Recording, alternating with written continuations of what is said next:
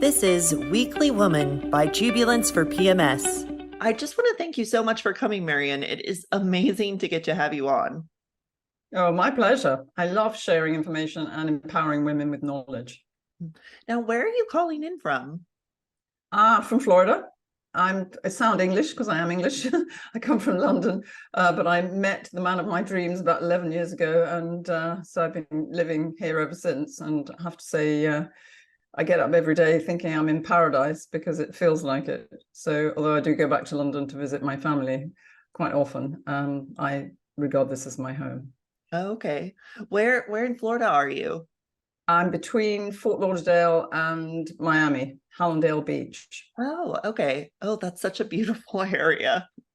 It is. I look out my window and the beach and the sea are just there. I've been for my swim and my water aerobics this morning and walked my dog. And yeah, I just all before 9 o'clock in the morning. So and then I'm raring to go for the day. Oh my gosh, that does sound like paradise. And to get to go back to London, you have the best of both worlds. Yeah, I feel pretty lucky. Now, I want to talk about your first American book and your 28th book in general, Manage Your Menopause Naturally. Can you talk a little bit about your book? Yeah, of course. I wrote that book because there is a gross lack of knowledge for women of any age with their hormones. As babies, we're born with millions of eggs, but we don't have a roadmap. And so maybe we get to know about our periods, but from our mom, but we don't really learn much else. And as you know, we go down the rabbit hole when it comes to PMS and period pains and all sorts of other things that happen to us when we have babies and afterwards. And then we hit perimenopause and menopause. And what I see because I've been helping women with their hormone health for 3 decades, and my team and I literally have helped hundreds of thousands of women. And that makes us angry when we see people who are still suffering. And about 5 years ago, I got introduced to Facebook, believe it or not, it was all new. And I made 4 little really awful quality films on my phone, uploaded them. And within the space of 12 weeks, over 1 million women saw them, and they were all on menopause. And I just felt this is not right. The Mayo Clinic survey shows that only 7% of doctors and gynecologists feel adequately educated to help women going through menopause. And my program helps 91% of women be symptom-free. So there's a complete disconnect because everything we do is based on published medical research. And so I felt, even though I'd written 27 other books, I felt that I was desperately trying to get a publisher in the US, because obviously that's a very big market. And most of my other books have been published in the UK and other countries, Australia, and they've been translated into various other languages, but never have come to America. So eventually I did actually get an offer from 2 publishers, which was thrilling. And I worked with New World Library, who are a delightful publisher. And we published a book called Manage Your Menopause Naturally. So this one here. Mm-hmm. And it contains all the basic information about my program, it chapter by chapter. So the 6-week program. And then it has lots of other information about how you look after your heart health, your bone health, your weight, your brain, how you cope at work, how you cope with your relationships, keep having good sex that's comfortable instead of being really painful, which it can be. And we know from our last survey on 1,100 women that 96% of women are taken by surprise by their menopause, and 2/3 of them feel robbed of life as they knew it. I think I am motivated by injustice. And so I write my books because I want to get the information out there to help women to have hope, because 100 years or so ago, we weren't living much past 50. And so it didn't matter. But now, when that represents halfway for so many of us, we need to not only learn how to manage our perimenopause, which are those 8 years leading up to menopause, we need to know how to knock the symptoms on the head when it comes to menopause completely. And we also don't appreciate, because no one tells us, that after menopause, we're much more predisposed to osteoporosis, the bone thinning disease, to heart disease. Half of women die from their first heart attack after menopause, which is absolutely shocking. 20% of women die from hip fractures. And then we can be victims of dementia.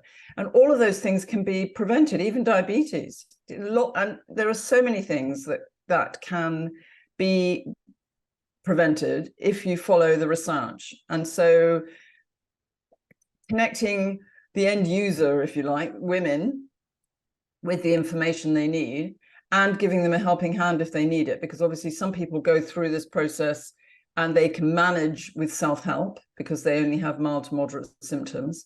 Others are completely bowled over by their hormones. They bomb out of the workplace, they feel suicidal, they curl up in a ball, they can't function. And those women are the women that really need help. And those are the ones that we see on our program. People with vaginal dryness, there's kind of no-go area anymore. All of that can be fixed when you know how to. Thank you so much, Maryon. That was such a great explanation. And I'm so excited to get my hands on that book and learn more, because it's really hard to get this like taboo subject to be talked about in society. People don't talk about PMS or periods or menopause. How did you come to start helping women with their bodies and specifically menopause? Well, I originally trained as a dental hygienist, and I was on maternity leave. My husband was a doctor, my first husband, in London, and he was setting up the British Society for Nutritional Medicine with 3 other doctors, and they gathered together 10,000 medical papers. And I was on maternity leave breastfeeding my second baby, so I had 2 babies under 2. They didn't think I had much to do, so they gave me these 10,000 papers to sort out, and I found 200 on PMS, and it was all the non-drug approach to PMS. And so I put together a PMS program, which my husband's nurse took charge of. And before we knew it, we were just inundated with women who were completely overwhelmed by their hormones. You know what it's like when it comes to PMS. The Jekyll and Hyde syndrome, totally out of control. In the UK at the time, there was a waiting list for 6 months for women to be seen. And even then they would only get hormones. There was nothing natural available. And so we launched a program which eventually helped literally hundreds of thousands of women all over the world. And 94% of them were symptom-free within 4 months. And so we realized that, well, we didn't understand why they were symptom-free in the beginning, but then we started to do research on their nutrient levels. And we measured nutrient levels in a lab in London, and we found that very often they had low levels. In fact, up to 80% of women had low levels of magnesium, B vitamins, iron, zinc, calcium, vitamin D, essential fatty acids. And that affects your brain chemistry and your hormone function. And the more babies you have and the more breastfeeding you do, the emptier you get. And so you're just like a bucket with a hole in it and running in economy mode, and you can't function. And so we have to give women a refuel and teach them how to have a good diet. It doesn't have to be very complicated. It doesn't even have to involve cooking. It can just, it's just a question of making the right choices and doing some exercise. And those things help enormously. And with menopause, what happened was in the early 90s, there were some papers on menopause and the natural approach to menopause. So eventually, when there was enough evidence, we tweaked our PMS program and turned it into a menopause program and added relaxation, because you need to do that as well. So our menopause program consists of 5 tried and tested ways to manage your menopause naturally. Wow, that's amazing that you were just able to like sit at home with your beautiful children and like take in all this information and really do something about it, that we all needed. That's incredible. Can you talk a little bit about the stages of menopause? Yes, of course. Most women don't have an early menopause, but there are a few who do. Sometimes they have to have a radical hysterectomy prematurely. Sometimes they have premature ovarian failure in their 20s or 30s. But for the most part, people go into perimenopause, which peri just means around the time of. And that is the 8 years leading up to menopause, which is the average age of menopause is 51. So in your early 40s, you're starting to be perimenopausal. And that can mean that it feels like you've got PMS for more days. It can feel like your hormones are a runaway train. You may get heavy periods. You may get erratic periods. and it just doesn't feel good unless you know how to deal with it.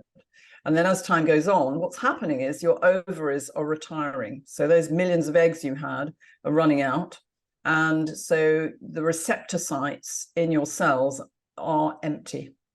And that's when the trouble begins. The brain doesn't understand that you've got empty receptor sites. And so it tries to kickstart them back into function, which is why you get hot flushes, night sweats, anxiety, and all of those things, because the brain is trying to get the ovaries to function. And obviously they're not going to do that anytime soon. So we teach women how to correct their nutritional deficiencies. And then we teach them how to take in naturally occurring hormones from Mother Nature's sources, plant sources. So they can literally, the molecule looks very similar under the microscope. So they can literally fool the brain into thinking that you've got normal circulating levels again. So that's how that part of the program works. And then after menopause, so menopause is just one day. It's the anniversary of your last period. And then from that day onwards, you are postmenopausal for the rest of your life. And not many people really understand what that means. You know, you're running on empty and you do need a refuel you can get your bone mass to regenerate. You can protect your heart. You can protect your memory. There's some wonderful research to show that you can actually feel, in fact, women who go through our program say they feel better than they can remember. They go from feeling like a shadow of their former selves to feeling better than they ever imagined they could. Wow, thank you. That's so interesting. I'd never heard of menopause being just that one day and then everything else is postmenopausal. I've never heard that explained. So thank you so much for telling our audience. And then I'm curious too, what are your thoughts on why you think most women just accept that menopause is something that happens to them and something that is part of being a woman, and accepting that anxiety and those physical changes and stress? Why do you think that is? Because no one tells them that there's any hope. It's like, why do women go on suffering with PMS? No one tells them there's a solution. And so if you don't know there's any hope, and the women we meet, that's why they're so depressed and despondent and afraid. I mean, we did a relationship survey on 1,000 women, and we found that over 70% of them felt switched off below the waist. They had vaginal dryness, sex was painful. The minute they got touched, they got hot. It was just a nightmare. And they thought that was the end of life in the bedroom. And so they accept it. They don't want to talk about it. It's too scary. It's too depressing. And no one is telling them that there's hope, that they can actually turn the whole thing round, have a midlife refuel, and feel better than they can remember. It's like having a 5,000-mile service. Do you know, when you come out turbocharged in the fast lane? It's just amazing. Wow. Yeah, I think that is interesting. And it's good that you're able to open the conversation to get people to know what menopause is, what they can be doing about it, and to just have people actually start to talk about things, especially if they think like that time of their life is over, which it's not. In fact, I've got a little show on PBS at the moment called Maryon Stewart's Menopause Moments. So we made these 4 moments on brain fog and hot flushes and weight gain and insomnia. And they're working their way around the country on PBS. And we just finished making the first in a pilot series. Well, it's actually been approved now, so it's more than a pilot. It's going live in October all around the country, called My Menopause Makeover. So that's coming, and we're doing more filming. And the whole idea really is to just get easy information out there so women can take it on board, get hope, make it fun, to make these like empowering life changes so that they can reclaim their well-being, reclaim their sexy selves again, you know, and just feel energetic and use their wisdom, because by the time you get to midlife, you've got a lot of that. And there's no point. It's just awful to think that women go to seed and curl up in a ball and give up when they could be out there making a huge difference to the world and enjoying themselves, you know, being grandma and being an executive or being a lover and, you know, having the best sex that you can think about. Anything that you want to put on your blank canvas, you can when you're feeling good. Wow, that's incredible. I can't wait to see your show. That sounds awesome. We'll broadcast that to everyone. Okay, that sounds I great. can send you the menopause moments. I can send you the link for that. You can let everyone see those because they're on PBS anyway. Oh, okay, perfect. Yeah, definitely want to see that. And then do you have advice for women with hot flashes? What should they be doing? Well, women with hot flashes have got hot flashes because they've got empty estrogen receptor sites. So it's just, there's not one thing you can do, but the key thing that you need to do, apart from get your nutrient levels in an optimum range so your brain chemistry is working normally, is to consume Mother Nature's estrogen so that you fill the receptor sites and literally, as I said, fool the brain into thinking you've got normal circulating levels. So you need to keep the receptor sites full.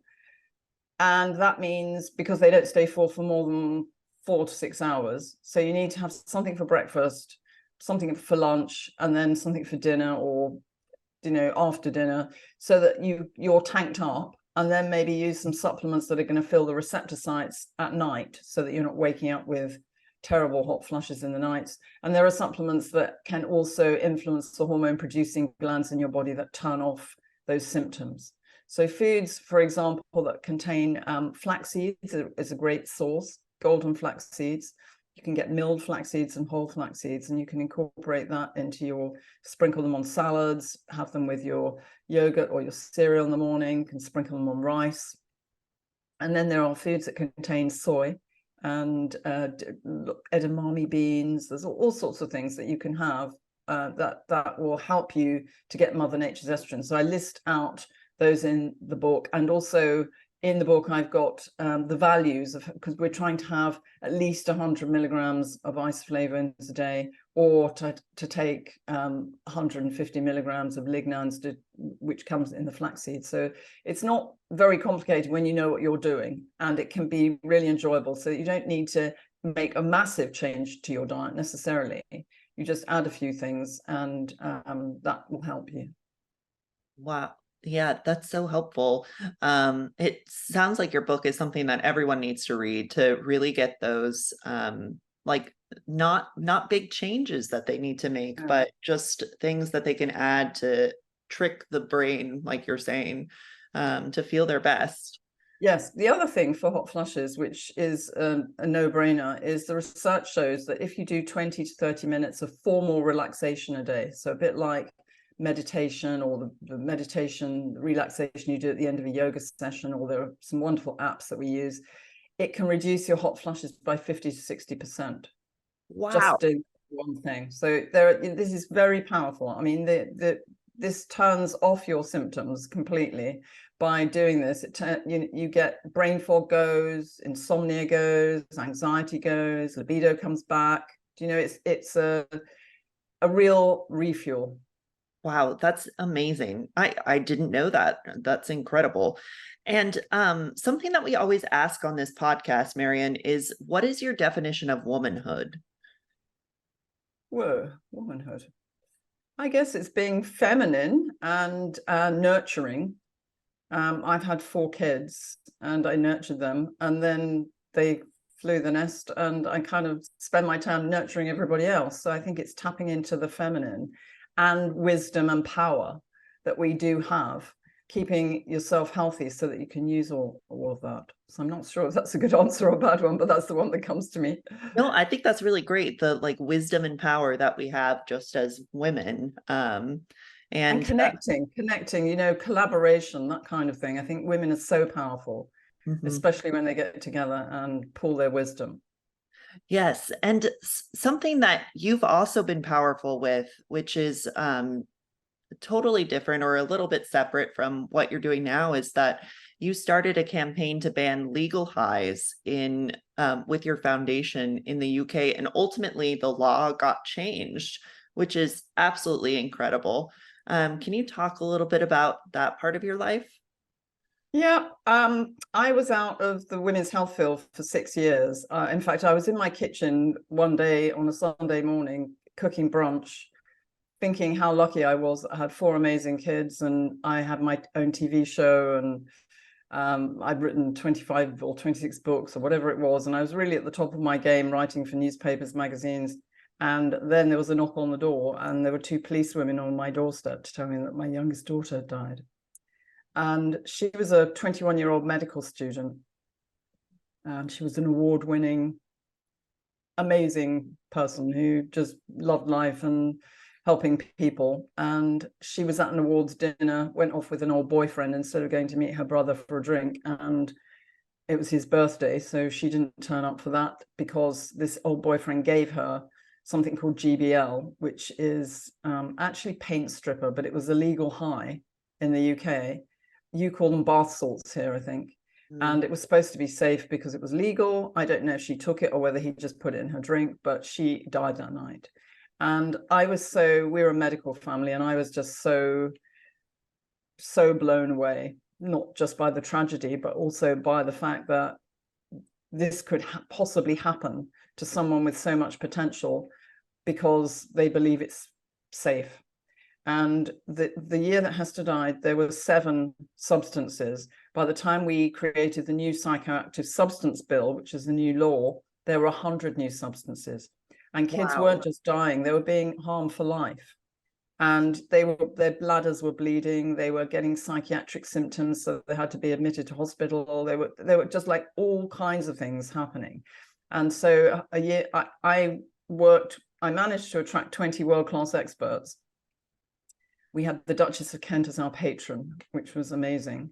And I got to work with the Prime Minister and all his ministers, and we really did make a difference. And a year after the new bill, there was a government review that showed that there was a more than 50% reduction in harm and use in 16 to 24-year-olds. So that was a kind of job done. And it was a very painful journey for me because every time, sometimes I'd be doing TV 7 times a day, the cameras would be following me around, and they're always asking me about, what does it feel like to lose your daughter? Well, it's a horrible thing to even have to think about, let alone answer. So my cortisol levels, my stress hormones eventually got sky high. And for the first time in my life, I had to take some time off. And then I decided after the new government report came out, I thought that I've done enough now. I'm going to hand this over to another charity. I've achieved my objective and I want to come back to women's health. And that's when I made those 4 films. I got introduced to a film producer in the US because I'd been out of women's health for 4 years, pretty much. I still saw patients 1 day a week, but it was only really kind of to keep my hand in and try and keep me sane.